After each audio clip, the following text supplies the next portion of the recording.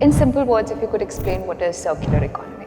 The need of the hour for me would always be roti, kapda aur makan. And when it comes to circular economy, I think India is still not clear on the basic aspect. Even a 10-20,000 rupee phone was like nothing, it was no value. People were coming with lakhs of rupees just to buy those phones. Oh, this brand at 80% off or 70% off. The first thing that comes to a customer's brain is that, oh, fake it. And the same Indians, which is 25 to 30% of the population in the Middle East, they are the biggest customers there. But they refrain from buying in India. There is so much product, so much food, so much medicine in India which is being destroyed that you can save. So when it comes to Rockingdeals, how are we contributing, how are you contributing to the circular economy and sustainability? I can guarantee, we can change the world. So, I mean, Indians are known for their jugaads, and circular economy is all it's all about. jugaad.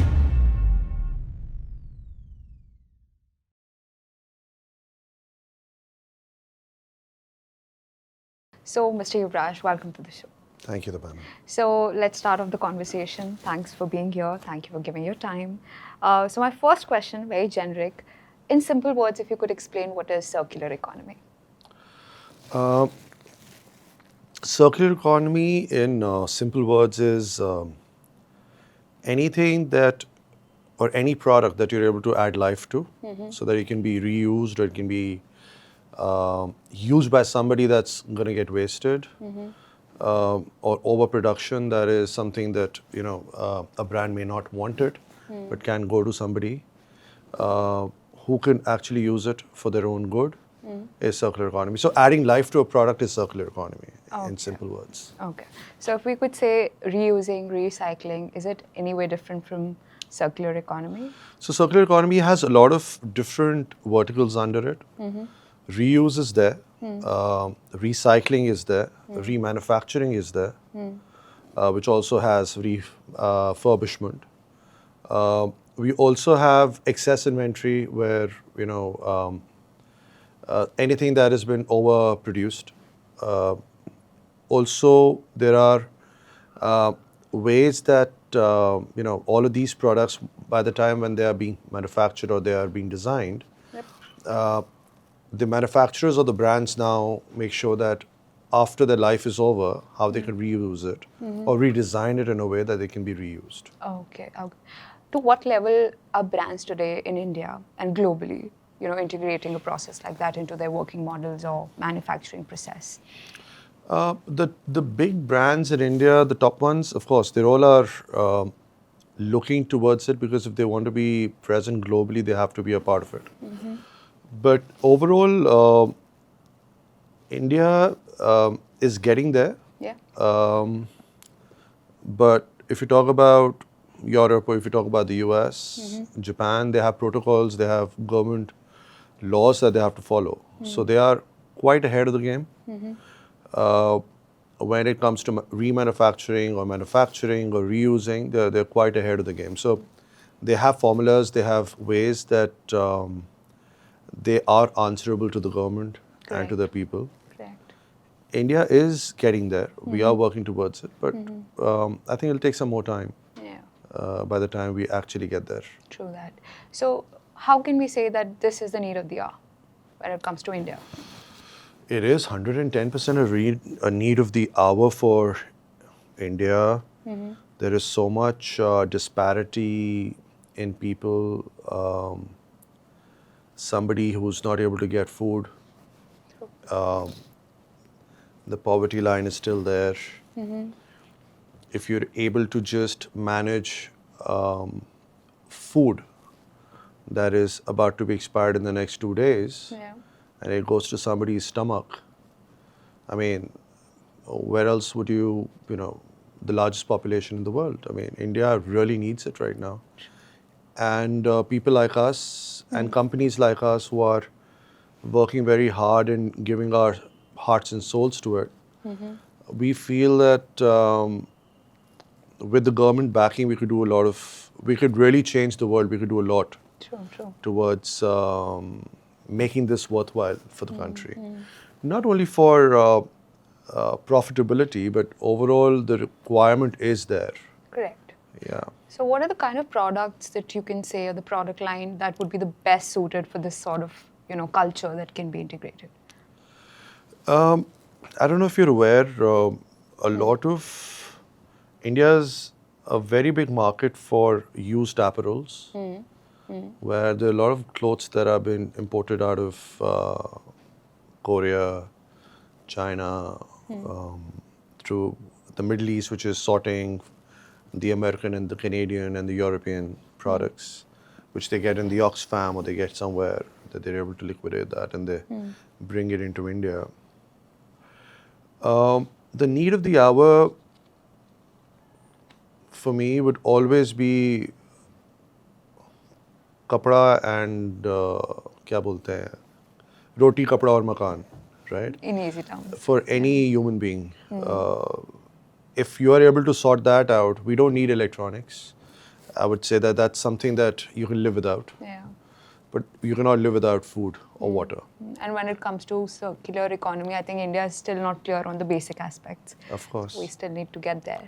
Yeah. So when we say there are a lot of myths revolved around reusing, recycling and stuff. So what sort of, what is your...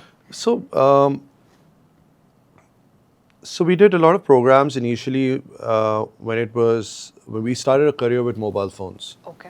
So we did a lot of contracts and a lot of projects with big e-commerce players in India, where we were partners with them for their pre-owned trade-in programs. And it's my experience that I've seen that if there were 100 iPhones being traded in, 95 were iCloud locks. Oh. Right, which is paperweight. There's no use for True. it.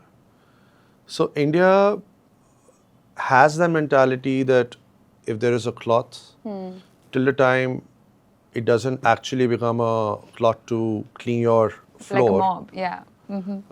it is usable. True. So, if you look at the better side of it, there are still 2-3% of the people, or 10% or 5% of the people who are not with that mindset, because the people are getting very evolved and very modern. Fast in fashion, time. Yeah. what they call it. So I would still say that 5% is even bigger than many countries. Okay. If you talk about the population. Yeah? True that. But then we look at the 95% and we think, oh, there's nothing to be made here.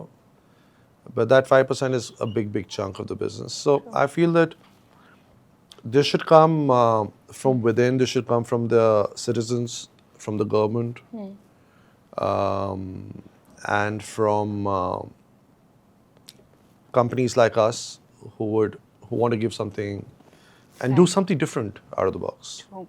But I believe somewhere or the else, people still associate circular economy or this entire I think method of bringing into the market as products would be low quality or second hand, that sort of mentality is still in there. So what's your opinion on this? It is true.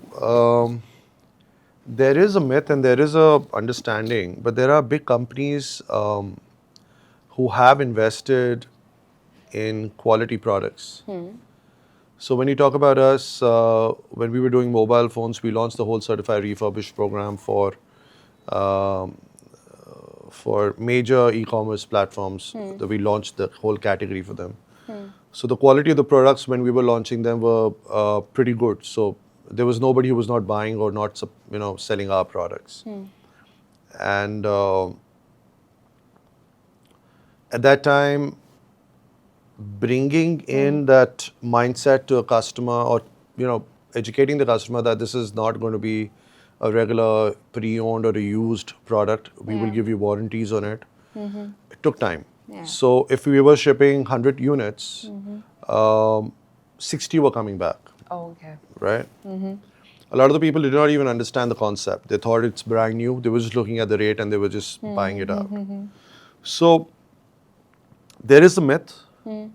But at the same time, like I said, a lot of the people, a lot of the masses are buying pre-owned products. If you look at apparels, or if you look at cars, or if you look at even mobile Even phones. luxury items, I mean, mostly. Even luxury items now. Yeah. People are buying pre-owned. Yeah, yeah. So if there is somebody who stamps the product and says that we take the onus, we take the guarantee, we have checked it, and we will make sure that we'll stand by you till the time you use it.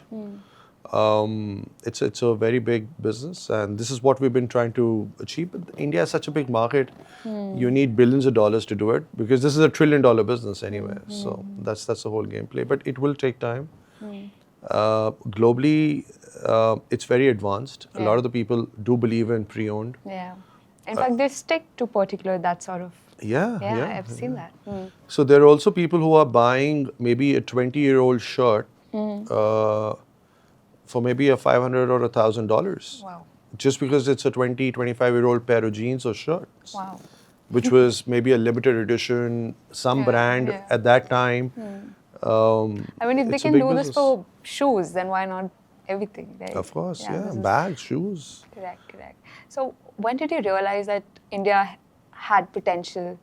What was that point where you realized that India had the potential to bring in something like this, which mostly nobody would believed in, like in the beginning? So when I started this, I'll give you a very good story. I mean, this is my life story. Okay. So I started my business. So I come from a service class background. My father, grandfather, great grandfather were all service class. They were all working for the government. But I never wanted to join. I wanted to do something of my own. I wanted to be very independent, do some new business of my own. So I started in a very simple, profile where it was either retail or distribution. So we did both of them. Okay. We did okay. But then it was not some value add that I was actually bringing to the table. So No USP that you could yeah, say. there was nothing. There's this no. It was just selling something to an end customer or selling something to a retailer, and then he sells it and pays you the money for that. Yep. But I had traveled out as I had studied in England, and then I went to the US as well for my master's, but I did not pursue it. But I had seen, the pre-owned and the refurbished. I had heard those terms, which was relatively new here. So luckily, from somewhere, somebody somewhere gave an opportunity for the repaired products. Okay. At that time, it used to be Sony Ericsson. Oh. So I remember we got a lot of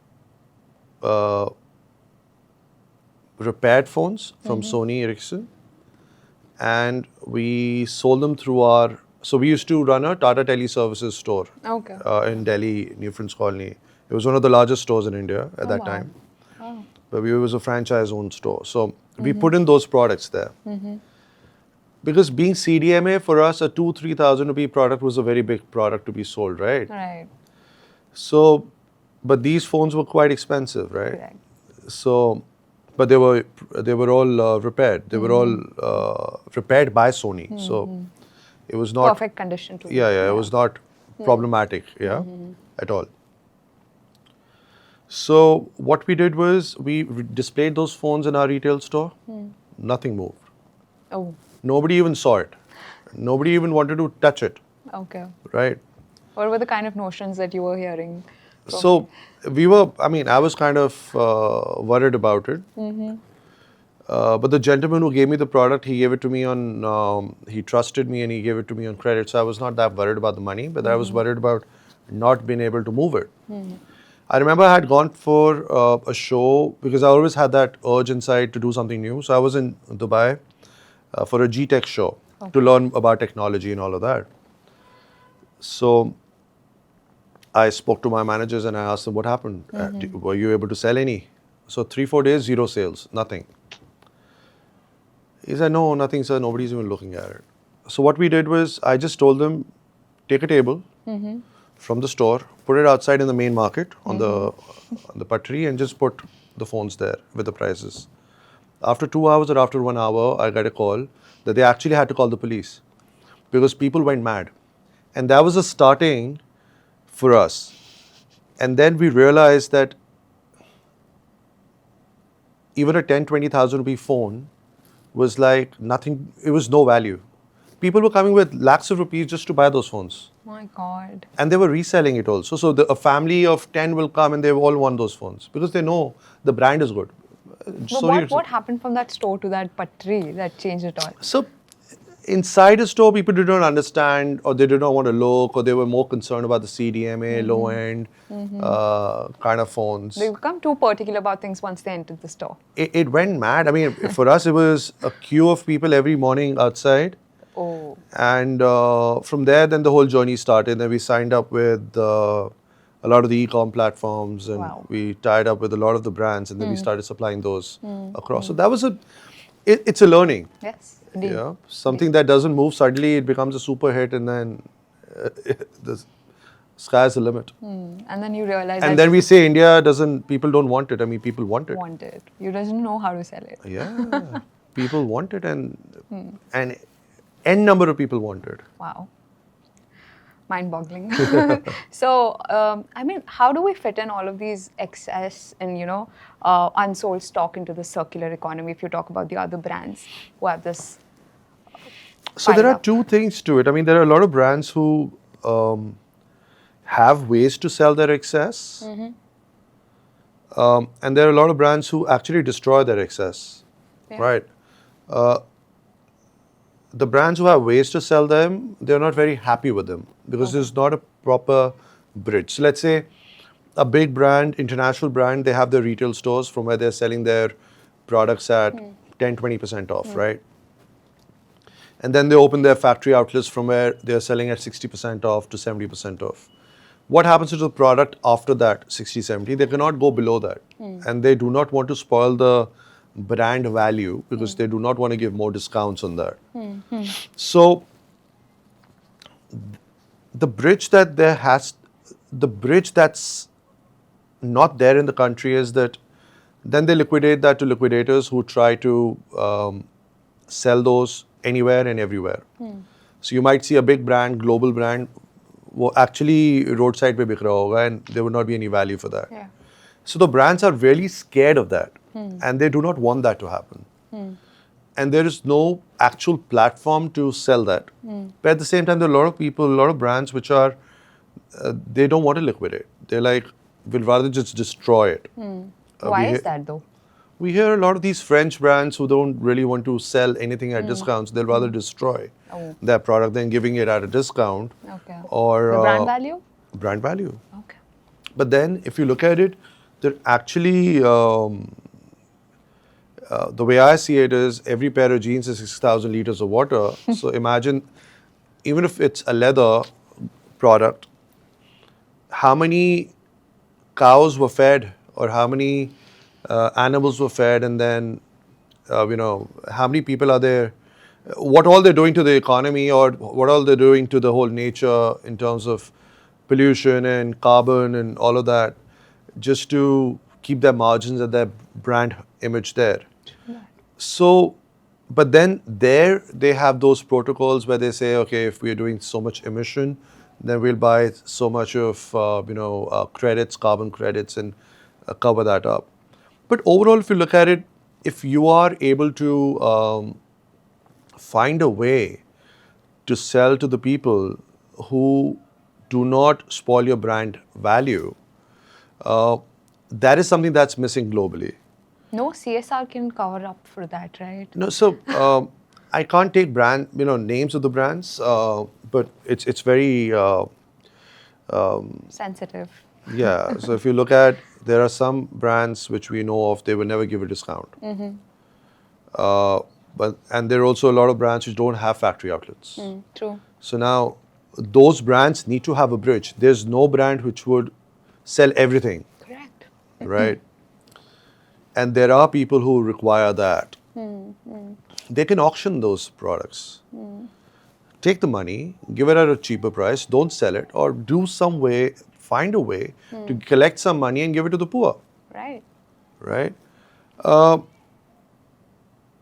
I feel that is something that the governments can only control. I mean, when it comes to private players, I mean, they are, or companies or brands, they would not be very keen on their policies, but there are a lot of ways that you can bridge the gap between a customer who's looking for a deal or a product and a brand which is willing to sell it. Right. Without actually spoiling the brand name or the brand value. Yeah. There could be events. You could do a 3-day event in a city, Right. bring in people, and just one time in 6 months, one city. And you're going to have, India is such a big country, you're going to have multiple cities, multiple weeks, and people get that and they're out. When you say brands, which industries particularly have the highest potential to, integrate this? As per me, we always talk about electronics, that, e-waste, electronics, it's really bad for people. It's the electronics, these companies which are manufacturing, they need to have the EPR guidelines and they need to have the guidelines as per the government. I would say apparel and perishables food is something which is more which is actually consuming more.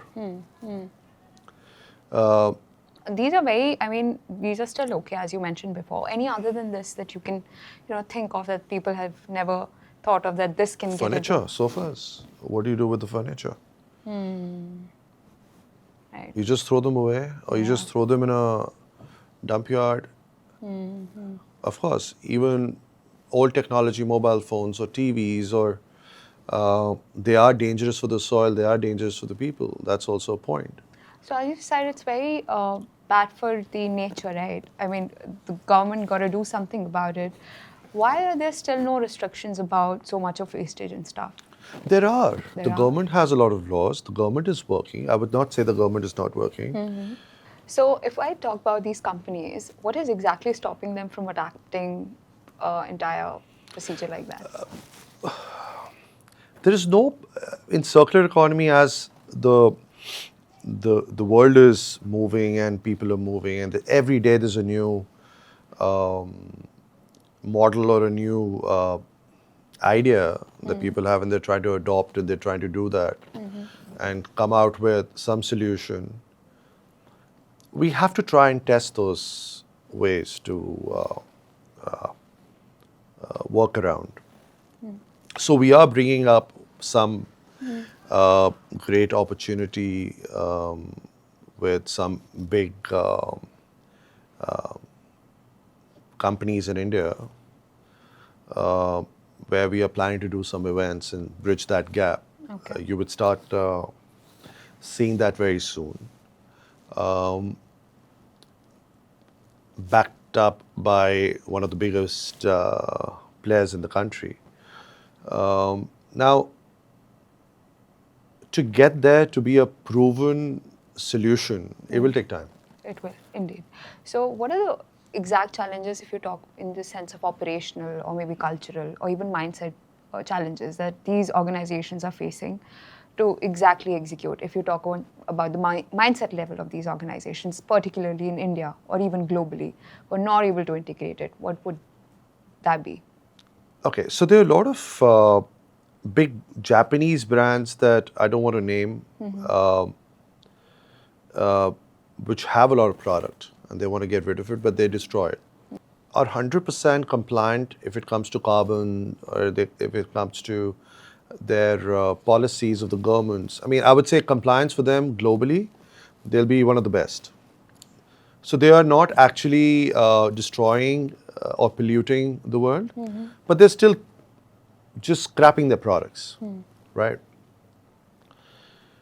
They want, all of these companies, they want a proven solution for their excess, that it actually goes to the end customer and it doesn't really spoil their brand image. Earlier, we've seen a lot of the websites selling excess inventory, but then when you see a website selling excess at crazy discounts, if you see a deal, you will be first worried, is it even original? True that. Right? Even if it's original, you will still think 100 times to buy it. Right.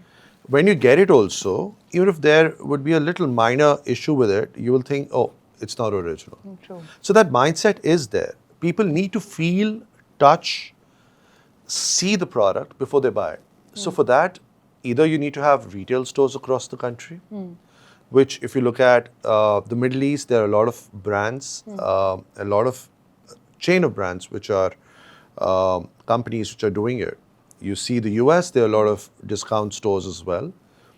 India is there, but then the trouble here is that there's a lot of fake out here. So when you actually go out and say that, oh, this brand at 80% off or 70% off, the first thing that comes to a customer's brain is that, oh, fake hai. Correct. I'd rather go to a brand store, buy it at 60 off, 70 off, then go to a store like this and buy it from there. Even if it's a big company or if it's a old company as well. And for a company like that to have stores, multiple stores in the country, the suppliers have to be solid. So they need to have solid brands backing them. Correct. Now, those solid brands would only be backing them if they have a proven record. So the same story, chicken and egg. There are companies which do supply, but then the deals are not that amazing for a customer to go there. So if you really look at a pair of shoes that you might get in a store or a factory outlet of a brand, I'm not naming any brands, but it's very, we understand which brands have factory outlets and which have their own stores. You would even see a lot of the e-com platforms selling the same shoes at very good discounts. Now, if you go on Instagram on Facebook, you'll see the same brands being sold at rates that you can't even imagine. Now, I would say I'll give a benefit of doubt to those people who are trying to sell it. Maybe 10% is original. 90% may not, or 50% is original. But then when a person goes there and they see fake, then the whole understanding of discounts really change. So it's a little demeaning, but there has to be a bridge. There has to be a gateway between a brand where they are displaying their inventory directly and a customer who comes in and they trust that this is coming from the brand directly and this is 100% original. If there is a bridge like that, then I see a lot of the problems in India being solved. Not only India, globally. I think that is a reason because Indian brains, people, they're wired, their mentality is wired in such a manner that anytime they see a discount or they listen to a word like refurbished or fabricate, whatever, it feels like, it's a scam or probably it's a fake. So we need to educate people when it comes to all of this. So there are companies, I would not name in the Middle East, they might have 50 odd stores or 60 stores or something like that, but they are worth $1 billion, right? What are they doing? They're just selling these excess inventories, buying from global suppliers and selling them there. And they're worth $1 billion with 50, 60 stores and doing amazing numbers. Oh. You know why? Because the customer knows they will not be able to sell a fake product there. And people trust them. And the same Indians, which is 25 to 30 odd % of the population in the Middle East, they are the biggest customers there. But they refrain from buying in India. But they're happier buying there. And trust me, most of the products are being exported out from India as well. So they rather not buy here, they'll buy there at higher prices. How do we extract this sort of mindset? That's what I'm saying. It is, we've been working over this for a very long time. It will take time. People are traveling. They are going all around the world. People are going to a lot of those factory outlet districts globally in the US, in England, and many other places. And they understand. But then that's very high fashion. Those are products that we're talking about, $2,000, $3,000, $10,000 products, which they get at a discount. So the saving is big.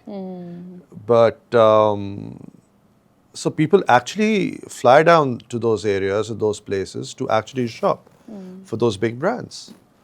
And a lot of them are Indians and Chinese. Because here, the kind of clientele that you're catering, they know about this in depth. But if you talk about most of the people in India, they don't. But we need to put this in everybody's heads, right? So I think communication and talking about this more oftenly would definitely help. And if people bring this into fashion or certain sort of trend, that would also help, I believe. Tamanna, one thing. If the government says me or my company is 100% selling original product and tells the brands to make sure that the products are being supplied to me and I make that bridge, then in a minute, that barrier is over. Yep. Right. So if there is a mandate from, from anyone, any authority, and the brands have to listen and they have to follow that protocol, and we give those discounts to the customer, even if it's a no profit, it's a solution, right? It's a big solution. Then Game you've got over. it all. So we can do it. I mean, there are ways, but then I don't know where to go. I don't know who to talk to, I agree. and I don't know, how to bring in a brand which is actually not very favorable in selling their products at a discount. So let's see, maybe tomorrow we're able to crack that. Maybe but then- after this podcast. I wish. So I was saying that, like you're in this business, and if you want our viewers to understand how adopting circular economy, takes out all the pressure what we are putting on the natural resources today. If you could explain the whole thing, like how is everything connected? So right now the whole world is talking about minerals, and we're talking about Air quality and air quality, water quality, food Everything. quality. I'll give you one example. We've just got into a contract in the Middle East, which we have been trying to get in India, but I don't know why Indians are not very keen on doing it. But the same Indians out of India are very keen on doing it. So now that solution is a solution where we are taking perishables, which is going to be expired in the next 2 days, 3 days. If they have a 5-day life, we still have about 30 to 35% life left. So nothing is expired, by the way. And we are able to take it to people who need that, right? Before this, millions of dollars worth of inventory was being destroyed, monthly. Exactly. Now we're able to make that bridge, and we're getting a lot of that inventory in Dubai, and we are selling it to people who really need it. And honestly, when the product reaches those stores, there are people jumping on those products to get them. my God. Because they will use that chicken or that fish or that vegetable or that juice or that milk the same day. We look at the lights and we look at the top charm of these cities and these, places, but we don't really see that there are a lot of poor people who are at the back who don't really get that quality food, which is being destroyed. So what it teaches us is that there's so much product, so much food in India that is being destroyed daily. So much medicine in India which is being destroyed, that you can save, if not millions, but at least 100,000s, lakho lives that we can save Wow. from hunger. I can, it's a sure shot. True. And it's not that we are getting very good quality product when we are buying anywhere, Yeah. Anyways. right? But that if anybody is able to do that here,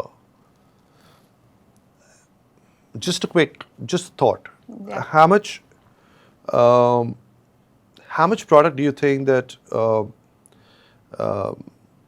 is being destroyed or being, thrown Wasted. away daily by the quick commerce players in India?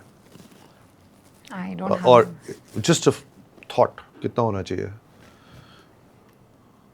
I don't know. It's a big country. A few lakhs liter of milk would be destroyed daily, Yeah. or maybe monthly. What can it add value to? How many people can be fed? This is just one example. Again, lakhs. So it's just a thought. I mean, we could do a lot. Indeed. I mean, you have a solution to it. You just don't know how to. How to Just reach the right people? We are working hard. In time. India needs it. Yes, it does. I mean, that's the core message that we India are. needs it. Yes. We all need it. So, are there any brands or anybody out there or any industry or particularly any brand that you see all across the globe who's able to execute this really well, and you like, this is the kind of model that I want to bring to our nation too? Okay. I would not say any brand, but I would say there are solutions that the governments are making it like a mandate. So I would say South Korea had a mandate where all of the citizens had to give all their old clothes to the Okay. government, which was then auctioned to some companies, which was then segregated and sold across the world as pre-owned clothes. And if you look at those documentaries and those stories, there are a lot of countries doing that, Okay. right? But those products are coming in India and being sold, the pre-owned ones. It's not that India is only consuming their own product.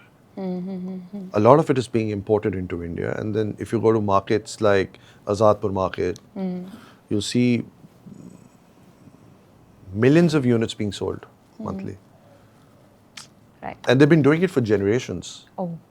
It's not new. And then it's going to every part of the country. Were you inspired? Of course I am. I mean, how much are they saving? I mean, how many people are getting clothes at cheap prices that they are not able to afford? And how much are they able to save in terms of carbon emissions or water wastage? We are actually saving so much of water that we are all dying for. I mean, we need water and air. And then we make dialogues like Roti, Kapda and Makan, where we have a clear-cut solution. So to that's, some countries have done it and then done it very well. it. Yeah. I have been to factories, or I've been to places in free zones in Dubai. I've seen maybe 1,000 people working on a floor, where they just bring in container loads of used apparels from Europe and the US, segregating it and selling it all through Syria, Iraq, and all of those areas, Africa, even India. And it's millions of units daily they're moving. That's all happening there. India is not a small country. India is even much bigger than I that. think the bigger the country, the more they need to integrate this. Of course. Right. Of course. And fast fashion is actually killing so much of, Yeah. it's really polluting the whole, I think it's disguise in disguise. yeah, but we all need it still. We do. We still need that. Are there any technology-enabled platforms that are helping, adopting? There are a lot circular of economy? companies which are, selling carbon credits. They are getting carbon credits from various places, and they're doing that. So that's happening. That's something that's happening, and that's going to be the future. And that is the gameplay that I see. Technology-wise, there are players globally. In India, are there? In India, there are some companies who are trying to sell excess Okay. through the platform. But like I said, when you talk about excess, so you talk about customer returns, you talk about something which is refurbished, something as is, where is. When you're buying it, you don't know what you're getting. So that is something that, we need to find a way that a company, when it stamps it, it says that this is, I stand by it. But when you do that, the value or the rates go higher because you need to bring it in, refurbish it, grade it, and sell it, which we've been doing for a very long time. But now, as the industry is getting very, very competitive, it's a little difficult for them to sell it as well when they stamp it or they grade it. So that's why they're happier selling as is where is. And they don't want to take responsibility. But that can be a great gameplay. Yes, yes. So when it comes to Rockingdeals, how are we contributing? How are you contributing to the circular economy and sustainability? So we are doing a lot. We have been doing a lot. I mean, my whole career, I would say, actually started with this, and the way I started from mobile phones, and then I moved to, not I, but as in the whole team. I mean, in our company, even the first employee is still with us. So we are very, very grateful and very happy and proud to say that. When we talk about us, we have really learned a lot over the years, and we've learned what not to do actually. And that's a very good line that I've learned over the years. But yes, there've always been things where we've learned after burning our fingers. When overall, if you look at our deliverance in circular economy, we have sold a lot of product to customers refurbished. So we have saved a lot there. A lot of the products that would have become e-waste. We have opened retail stores across where we have displayed excess inventory and sold it to the end customers to get the confidence from those customers for them to believe what those products are. We've done that for many, many years. Now the way we're working towards perishables is something that we are very excited about and gung-ho about. And it's done very well for us. So for us it was sleepless nights, running around everywhere in labor camps just to sell those products. We worked very hard. The team worked very hard. And it is done well. So we're very happy about it. Great. And we want to replicate that in India. So we feel that that would actually change a lot of dynamics in India. We are talking to a few big companies, and we've done some trial runs and some testings. We see something coming out. Once it comes out, we'll approach more companies with a solution, and maybe we would be able to bridge what we did with mobile phones and electronics earlier. Apart from that, we are working towards e-waste. So we're setting up an e-waste plant in Jaipur. And also waste that we could convert or remanufacture or use it into something else that can be reused. So we are working on a lot of platforms right now.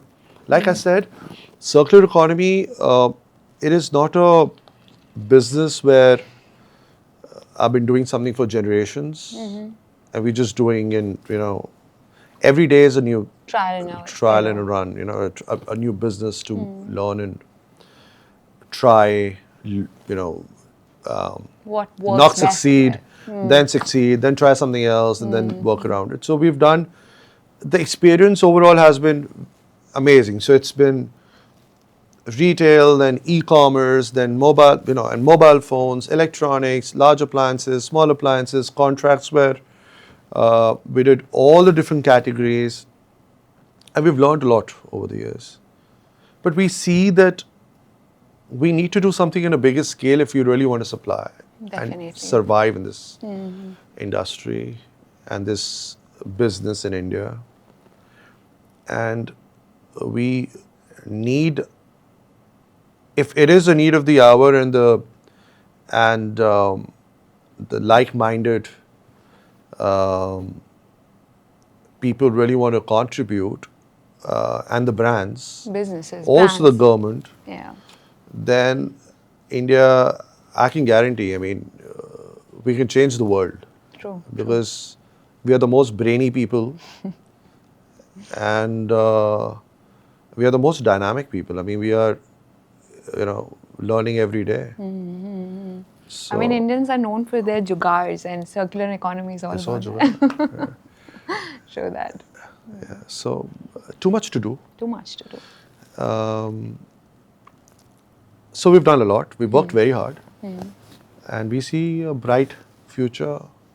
I really hope that for Rocking Deals. Yeah. Thank you. So thank you so much. I mean, Pleasure. the kind of insights that you shared, very valuable. I'm sure all the viewers that are watching us right now and have seen the entire episode, might be carrying a lot and might be understanding a lot how this economy works and how much this is required in India and also globally if we have our international viewers. So we are too. doing international now, so we are happy Yes. to. Yeah. Yeah. So if anybody wants to connect and contribute and build that network, because this is so much required in this industry, I would hope that people would connect with you after this.